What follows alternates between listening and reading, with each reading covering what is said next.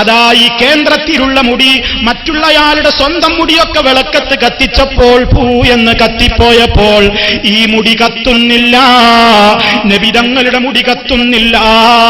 കാരന്തൂര് ശൈഖുനയോട് ഒന്ന് പരിശോധിക്കാമോ? കത്തിക്കില്ല, നിങ്ങൾക്ക് സാധ്യമല്ല. കത്തിച്ചാൽ കേവലം ഈ ഒരു മുടിയല്ല ചാരമാവുക, 40 കോടിയുടെ കെട്ടിടം പണിയുടെ സ്വപ്നവും ചാരമാവില്ലേ? അതുകൊണ്ട് നിങ്ങൾ കത്തിക്കൂല. പക്ഷേ കത്തിച്ചാൽ കത്താത്ത മുടി. ഇനിയും തീർന്നില്ല, ഈ മുടിക്ക് പിന്നെയും ബറക്കത്തുണ്ടതെന്താ? ഈ മുടി ചാഞ്ചാടുന്ന മുടിയാണ്, ആടുന്ന മുടിയാണ്. എപ്പോഴും ഇങ്ങനെ ആടാറില്ല, ദിക്ർ കേട്ടാൽ ആടുന്ന മുടിയാണ്. നബിതങ്ങളും സഹാബത്തൊക്കെ ദിക്ർ കേൾക്കുമ്പോൾ ഇങ്ങനെ അതാ പാറ്റക്കൾ ഇങ്ങനെ ആട്ടം പിടിച്ചിലോരി ഇങ്ങനെ ആടാറുണ്ട് പോലുമെന്ന് മുസ്ലിയാക്കളെ നിങ്ങളല്ലേ പ്രചരിപ്പിക്കുന്നത്? അതിനൊപ്പിച്ച് പറയുകയാണ്, ഈ മുടിയുള്ളയിടത്ത് ഈ മുടി ഇങ്ങനെ ദിക്ർ കേട്ടാൽ ആടുന്നു. എന്തൊരു കള്ളത്തരമാണ് ഈ പ്രചരിപ്പിക്കുന്നത്? ആടുന്ന മുടി, ചാടുന്ന മുടി, പിളരുന്ന മുടി, വളരുന്ന മുടി, തിളങ്ങുന്ന മുടി, നിഴലില്ലാത്ത മുടി. നിഴലും ഇപ്പോൾ നെറ്റിലൂടെ കിട്ടിത്തുടങ്ങി. ഈ മുടിക്കെട്ടിങ്ങനെ പൊക്കിയപ്പോൾ ഒരു വിരുദൻ പോയി ഫോട്ടോ എടുത്തു. ഫോട്ടോ എടുത്തപ്പോഴതാ ആ മുടിക്കെട്ടിന്റെ നിഴലതാ അറബിയുടെ നെഞ്ചിലിങ്ങനെ കൃത്യമായി കാണുന്നു. സൈറ്റിൽ നിങ്ങൾക്ക് കാണാം. ഇങ്ങനെ ഇതാ ആകെ എരപ്പായി നിൽക്കുകയാണ് കാന്തക്കൂടാരം. ഈ മുടിയിന് ആകെ നായര് പിടിച്ച പുലിവാലെന്ന് പറഞ്ഞതുപോലെ കാന്തപുരം പിടിച്ച മുടിനാര് ആകെ കൂടി പൊല്ലാപ്പിലായി. എന്നിട്ട് ഇപ്പോഴും പറയുകയാണെന്ത്? നബിതങ്ങളുടെ മുടി തന്നെ. കാരണം അല്ലാഹുവിന്റെ റസൂല് തൃപ്തിപ്പെട്ട് തന്നതാണ്. നബി സല്ലല്ലാഹു അലൈഹി വസല്ലം തൃപ്തിപ്പെട്ട് കൊടുത്തു എന്ന് മാത്രല്ല, എത്രയോ ആളുകൾ ഇപ്പൊ ഇങ്ങനെ സ്വപ്നം കാണുകയാണ്. എത്രയെത്ര സ്വപ്നങ്ങളാണ് കാന്തപുരത്തെക്കുറിച്ച് കാണുന്നത്. കാന്തപുരത്തെക്കുറിച്ച് വല്ല സ്വപ്നങ്ങൾ എന്താണ്? നബിതങ്ങളെ കാണണമെങ്കിൽ ഇപ്പുറത്തെ റൂമിലിരുന്ന് ടിക്കറ്റ് മുറിച്ചു കൊടുക്കുന്നത് AP അബൂബക്കറാണ്. ജിദ്ദയിൽ AP ഉസ്താദിന്റെ എതിരിൽ മാത്രം പ്രവർത്തിച്ചിരുന്നൊരു വ്യക്തി. അയാൾ ഉസ്താദിനോട് പെട്ടെന്ന് ഉസ്താദിനോട് സ്നേഹം, ഉസ്താദിന്റെ പ്രവർത്തകരോട് സ്നേഹം, ഉസ്താദിന്റെ കൂടെയുള്ളവരോട് സ്നേഹം, ഉസ്താദിന്റെ ഗ്രൂപ്പിലെ പണ്ഡിതന്മാരോട് സ്നേഹം, അവർക്കൊക്കെ കൂടി സ്വീകരണം എന്തൊക്കെ ജിദ്ദയിൽ ഏർപ്പെടുത്തിയത്ര. അപ്പോ ഇയാളോട് ചോദിച്ചു, എന്തേ നിങ്ങൾ ഇങ്ങനെ പെട്ടെന്നൊരു പരിവർത്തനം എന്ന് ചോദിച്ചപ്പോൾ അയാൾ പറഞ്ഞത്, ഞാൻ അല്ലാഹുവിന്റെ റസൂലിനെ കാണാൻ. അയാൾ ഈ ഭാഗത്തിലാണ്. എന്താ തുറന്നു പറഞ്ഞതിന് തകരാറൊന്നുമില്ല, ഒക്കെ അങ്ങനെ പുറത്ത് ഇപ്പൊ പരസ്യമായിട്ടുള്ളതല്ലേ. അയാൾ പറയാണ്, ഞാൻ ഉസ്താദിന്റെ എതിരിലാണ്, പക്ഷെ ഞാൻ അല്ലാഹുവിന്റെ റസൂലിനെ കാണാൻ വളരെയധികം പരിശ്രമിച്ചവനാണ്. അതിനുള്ള ഏക വഴി സ്വലാത്ത് തന്നെയാണ്. സ്വലാത്ത് ചൊല്ലി ചൊല്ലി ചൊല്ലി ചൊല്ലി അവസാനം അടുത്ത് ഞാനൊരു സ്വപ്നം കണ്ടു. എന്താ? നബി സല്ലല്ലാഹു അലൈഹി വസല്ലമ തങ്ങളെ കാണാൻ വേണ്ടി ഒരു വലിയ ഒരു സ്വപ്പ്, ഒരു വലിയ ക്യൂ ഞാൻ കണ്ടു. ഞാൻ അതിൽ ചെന്ന് നിന്നു. നട്ടുച്ച ടൈം, വേറെത്തൊഴുകുന്നു. ഏതായാലും കാലങ്ങളായില്ലേ നബിയെ കാണാൻ ആഗ്രഹിക്കുന്നു, ഇനി ഇതിൽ നിന്ന് പിന്തിരിയുന്ന വട്ടമില്ലാതെ മനസ്സിലാക്കി ആ വലിയ ആ ക്യൂവിന്റെ പിന്നിൽ ഞാനും കൂടി അങ്ങനെ നടന്ന് നടന്ന് നടന്ന് ഒരു റൂമിലാണ് റസൂലുള്ളത് എന്നാണ് കേൾക്കുന്നത്. അതേക്കങ്ങ് കാലെടുത്ത് വെക്കുമ്പോൾ അവിടെ നബിയല്ല ഉള്ളത്, കാന്തപുരം ഉസ്താദാണുള്ളത്, AP ഉസ്താദാണുള്ളത്. സുബ്ഹാനല്ലാഹ്, എന്താ പരിപാടി? AP ഉസ്താദ് ടിക്കറ്റ് കൊടുക്കുന്നു. എന്തിന്? അപ്പുറത്തെ റൂമിൽ റസൂലുള്ള ഇരിക്കുന്നുണ്ട്. ആ നബിയെ കാണാൻ AP ഉസ്താദ് ടിക്കറ്റ് കൊടുക്കുന്നു. ആ ടിക്കറ്റ് വാങ്ങി ഞാൻ അടുത്ത റൂമിൽ കയറിയപ്പോൾ അവിടെ റസൂലുള്ളാഹി ഇരിക്കുന്നു. ഞാൻ മനസ്സിലാക്കി, അല്ലാഹുവിന്റെ റസൂലിലേക്കെത്താൻ ഇക്കാലത്ത് പറ്റിയവരുണ്ടെങ്കിൽ ഞാൻ തുടരുന്ന വിഭാഗമല്ല, മറിച്ച് കാന്തപുരം മാത്രമാണ്. ഞാൻ അതോടുകൂടെ എന്റെ ഗ്രൂപ്പ് വിട്ടു. ഇപ്പോഴത്തെ മൂല്യന്മാരെ പ്രസംഗമാണ്. മൂല്യന്മാരെ പ്രസംഗം എന്താണെന്നറിയോ? ഒരാളിങ്ങനെ നബിതങ്ങളുണ്ട് ഒരു സ്ഥലത്ത് എന്ന് പറഞ്ഞപ്പോ കാണാൻ വേണ്ടി ക്യൂവിൽ നിന്നു. കുറെ സമയം ക്യൂവിൽ നിന്നിട്ട് എത്തിപ്പെട്ടു. നബിയാന്ന് വിചാരിച്ചിട്ട് റൂമിലേക്ക് കയറിയതാ. കയറി നോക്കുമ്പോ അവിടെ നബിതങ്ങളല്ല ഉള്ളത്, ഷെയ്ഖ് അബൂബക്കറാണ്. അപ്പൊ ഷെയ്ഖ് അബൂബക്കർ ഒരു ചീട്ട് തന്നു. എന്താ പ്രശ്നം? എനിക്ക് റസൂലുള്ളാഹിനെ കാണണോ? ശരി, എന്താ എന്റെ പേര്, എത്ര വയസ്സ്? ചീട്ട് കൊടുത്തു.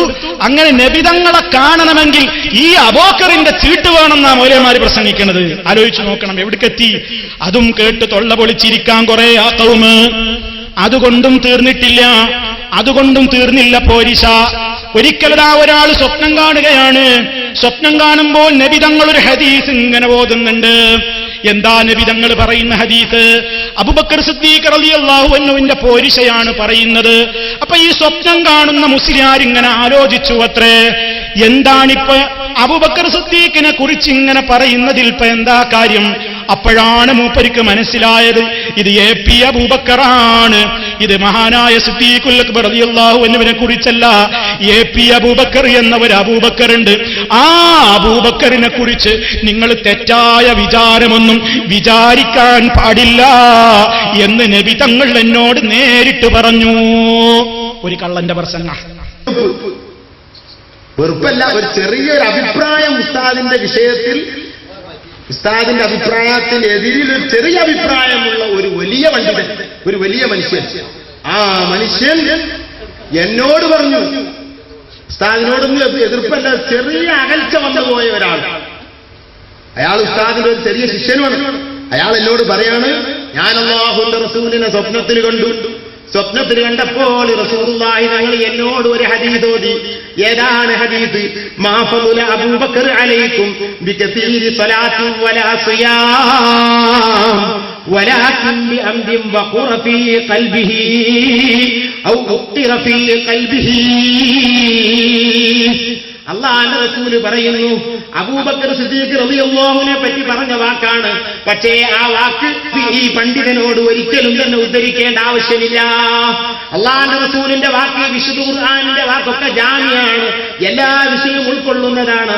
ഇദ്ദേഹം പറയാണ്, എന്നോട് റസൂൽ ഓതി തന്ന ഹദീസ് ഇതാണ്, അബൂബക്കർ നിങ്ങളെക്കാൾ ഉയർന്നത് കുറെ നിസ്കാരം കൊണ്ടും നോമ്പ് കൊണ്ടുമല്ല, തന്റെ ഹൃദയം അല്ലാഹു പ്രത്യേകമായി മാനിച്ച ഹൃദയമാണ്, അല്ലാഹു ഹൃദയത്തിലേക്കാണ് നോക്കുന്നത് എന്ന ഹദീസ് റസൂലുള്ളാഹി തങ്ങൾ എന്നോട് പറഞ്ഞു. AP ഉസ്താദിനോന്റെ അഭിപ്രായത്തോട് ഒരു ചെറിയ അകൽച്ച സൃഷ്ടിച്ച ഒരു പണ്ഡിതനോട് റസൂൽ ഓതി കൊടുക്കുന്ന ഹദീസിന് എന്തർത്ഥം പറയുന്ന സഹോദരന്മാരെ? സിദ്ദീഖ് റളിയല്ലാഹു അൻഹുവിനെ പറ്റിയല്ല പറയുന്നത്. റസൂലുള്ളാഹിന്റെ കാലത്ത് സിദ്ദീഖ് തങ്ങളെ പറ്റി പറഞ്ഞ ഹദീസാണെങ്കിലും ഇന്നുള്ള ആ പണ്ഡിതനോട് ഈ ഹദീസ് മാത്രം റസൂൽ ഓതി കൊടുത്താൽ, അബൂബക്കർ എന്ന് പറഞ്ഞാൽ AP എന്ന് പറയുന്ന അബൂബക്കർ ഉണ്ടല്ലോ, അത് നിങ്ങളെക്കാണൊക്കെ വളർന്നത് ഹൃദയത്തിന്റെ ശുദ്ധി കൊണ്ടും ഹൃദയത്തിന്റെ വളർച്ച കൊണ്ടുമാണ്. അവരോട് നിങ്ങൾ എതിരിൽ നിൽക്കരുത് എന്നാണ് പറയുന്നത്. നോക്കണം നിങ്ങൾ, എത്ര കള്ളന്മാര്, കദ്ദാബൂന, ദജ്ജാലൂന, കദ്ദാബൂന എന്ന് പറഞ്ഞില്ലേ, കള്ളം പറയുന്ന ആളുകൾ സമൂഹത്തിന്റെ മുമ്പാകെ പ്രചരിപ്പിക്കുക. മാത്രല്ല എത്രയാണ് ശൈഖുനാന്റെ ഒരു വലുപ്പം, ശൈഖുനാന്റെ പോരിശ എത്രയാണ്. ഒരാളത് അജ്മീർ ഖാജയുടെ സമീപത്തേക്ക് പോകുന്നു. അജ്മീർ പോയിട്ട് അജ്മീർ ഖാജയുടെ ദർഗക്ക് സമീപത്ത് നിന്നുകൊണ്ട് ഒരാൾ ചോദിക്കുകയാണ്, ഖാജാ, എന്താണ് ഖാജയോട് ചോദിക്കുന്നത്? ഞങ്ങളുടെ അബൂബക്കറിന്റെ സ്ഥാനം എന്താണ്? ഞങ്ങളുടെ AP അബൂബക്കറിന്റെ സ്ഥാനം എന്താണ് നിങ്ങൾക്കറിയാമോ? അപ്പോൾ അതാ അജ്മീർ ഖാജ ഖബറിൽ നിന്ന് മറുപടി പറയുന്നു. എന്താ മറുപടി? ഹുവ റുക്നും മിൻ അർക്കാനിൽ ഇസ്ലാം, അങ്ങോരി ഇസ്ലാമിന്റെ നെടുന്തൂണുകളിൽപ്പെട്ട ഒരു തൂണാണ്. അജ്മീർ ഖാജയുടെ മറുപടി എന്താണ്? അങ്ങോരി ഇസ്ലാമിന്റെ നെടുന്തൂണുകളിൽപ്പെട്ട ഒരു തൂണാണ്. സംഗതി അങ്ങനെ കൃത്യമായിട്ട് പറഞ്ഞപ്പോ ഈ ചെന്നയാൾ പിന്നെയും ചോദിക്കുന്നു, ഖാജാ, അത് ഞങ്ങൾക്കറിയാം, അത് ഞങ്ങൾക്ക് നിങ്ങൾ പറയാതെ തന്നെ അറിയാം. പക്ഷേ നിങ്ങളുടെ അടുക്കൽ അബൂബക്കർ മുസ്ലിയാരുടെ സ്ഥാനം എന്താണെന്നാണ് എനിക്കറിയാനുള്ളത്. ആ സന്ദർഭത്തിലതാ അജ്മീർ ഖാജ മറുപടി പറയുകയാണ്. എന്താണ് അജ്മീർ ഖാജ മറുപടി പറയുന്നത്? ഞങ്ങൾ ഔലിയാക്കന്മാർക്ക് ഇന്ത്യയിൽ മാത്രമല്ല വേൾഡ് തലത്തിൽ ആഗോളാടിസ്ഥാനത്തിൽ തന്നെ ഒരു മുശാവറ മജ്ലിസ് ഉണ്ട്. ഞങ്ങൾ ഔലിയാക്കന്മാർ കോൺഫറൻസ് കൂടുന്ന ഒരു മുശാവറയുണ്ട്. ആ മുശാവറയിലെ മെമ്പറാണ് AP. ഔലിയാക്കന്മാരുടെ കോൺഫറൻസിൽ പങ്കെടുക്കുന്ന മുശാവറ മെമ്പറാണ് AP എന്ന് ഖാജ പറഞ്ഞു എന്നതാ ഒരുത്തൻ തട്ടിവിടുന്നു. ഞങ്ങളുടെ ഉസ്താദിന്റെ സ്ഥാനം ഏതാണ് എന്ന് ഞാൻ ഖാജയോട് ചോദിച്ചു. AP ഉസ്താദിന്റെ സ്ഥാനം ഏതാണ്?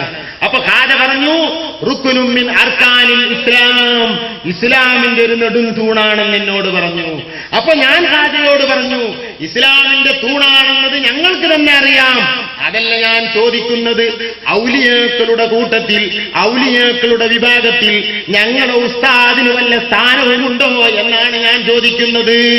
ഉടനെ തന്നെ ഖാജ എന്നോട് പറഞ്ഞു, ഞങ്ങൾ ഔലിയാക്കൾക്ക് ഇന്ത്യ രാജ്യത്തെന്ന് മാത്രമല്ല മൊത്തമുള്ള ഔലിയാക്കൾക്ക് ഒരു ശൂറയുണ്ട്, ഒരു മുശാവറയുണ്ട്. ആ മുശാവറയിൽ ഒരു പ്രധാന അംഗമാണ് AP. ഈ രൂപത്തിൽ എത്രയെത്രയാണ് പറയുന്നത്. ഇനിയും നിങ്ങൾക്ക് കേൾക്കണോ? കുണ്ടൂര് ശൈഖ് എന്ന് പറഞ്ഞിട്ടൊരു ശൈഖുണ്ട്, കുണ്ടൂർ ഔലിയ. ഈ കുണ്ടൂർ ഔലിയ ഒരിക്കൽ മദീനത്തേക്ക് പോയി. അള്ളാന്റെ റസൂലിനെ സിയാറത്ത് ചെയ്യാനാണ് പോയത്. പോയപ്പോൾ ഭയങ്കര തിരക്കായപ്പോൾ മൂപ്പര് തീരുമാനിച്ചു, ഇനി ഞാൻ അങ്ങോട്ട് വരില്ല, ഇത്ര തിരക്കുള്ള ഇടത്തേക്ക് എനിക്കിനി വരാനാവില്ല. പിറ്റേ കൊല്ലം ഹജ്ജിന് ചെന്ന് തിരക്കായതുകൊണ്ട് സിയാറത്തിന്റെ ഭാഗത്തേക്ക് പോകാതെ മാറി നിൽക്കുമ്പോൾ നബി തങ്ങൾ ഇങ്ങനെ കുണ്ടൂരിനെ വിളിക്കാണ്, ഇവിടെ വാ കുണ്ടൂരേ, ഇങ്ങോട്ട് വാ കുണ്ടൂരേ. ആരാ വിളിക്കുന്നത്? നബി തങ്ങൾ. സ്വപ്നത്തിലാണോ? അല്ല, യഖ്ളതൻ, ഉണർച്ചയിൽ നബി തങ്ങൾ കബറിന്ന് പുറത്തേക്ക് വന്നിട്ട്, എന്താ കുണ്ടൂരേ അവിടെ നിൽക്കുന്നത്, വാ കുണ്ടൂരേ എന്നും പറഞ്ഞു വിളിക്കുന്നു. നോക്കുമ്പോൾ എന്നോട് നബി തങ്ങൾ എന്താ പറയുന്നത്? എന്തിനാ കുണ്ടൂരേ മാറി നിൽക്കുന്നത്? നിങ്ങൾക്ക് ഏറ്റവും ഇഷ്ടപ്പെട്ട ഒരു ഹബീബ് ഇവിടെ ഉണ്ടല്ലോ, അതുകൊണ്ട് ഇങ്ങോട്ട് വാ. അപ്പൊ ആരെക്കുറിച്ചാണ് ആ ഹബീബ് എന്ന് പറഞ്ഞത്? കുണ്ടൂര് പോയി നോക്കുമ്പോൾ ഹുനാക ശൈഖ് അബൂബക്കർ, അവിടെ ചെന്ന് നോക്കുമ്പോൾ ശൈഖ് അബൂബക്കർ അവിടെ നിൽക്കുന്നുണ്ട്. നബി തങ്ങളതാ എന്നെ വിളിക്കുന്നു. ഈ രൂപത്തിലുള്ള കള്ളത്തരങ്ങൾ അനുയായികൾ ഇങ്ങനെ പ്രസംഗിക്കുമ്പോ അതൊക്കെ അണ്ണാക്ക് തൊടാതെ വിഴുകാൻ മാത്രം ബുദ്ധിശൂന്യരായ കുറെ മന്ദബുദ്ധികൾ ഉള്ളിടത്തോളം 40 കോടിയുടേതല്ല 4000 കോടിയുടെ ബിൽഡിങ്ങും നിങ്ങൾക്കുണ്ടാക്കാം. പക്ഷേ മുസ്ലിം സമുദായം നബിതങ്ങളുടെ പേരിൽ കള്ളം പറഞ്ഞ് കാശുണ്ടാക്കാൻ സമ്മതിക്കൂല. അത് ഞങ്ങൾ തെളിവ് കൊണ്ട് നേരിടും, അത് ഞങ്ങൾ പ്രമാണം കൊണ്ട് നേരിടും.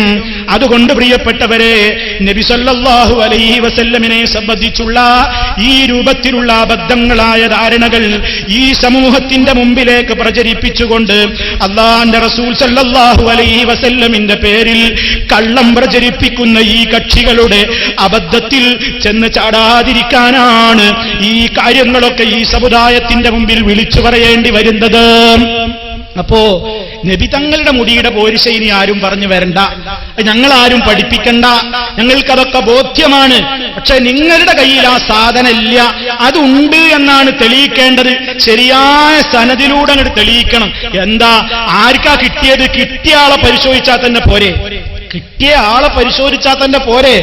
ഇസ്ലാമും മൂപ്പരും അള്ളാന്റെ റസൂലും മൂപ്പരും തമ്മിലൊക്കെ ഉള്ള ബന്ധം എത്രയാണ് എന്ന് അമ്പലക്കടവ് ഫൈസി തന്നെ വിശദീകരിക്കുന്നുണ്ട്.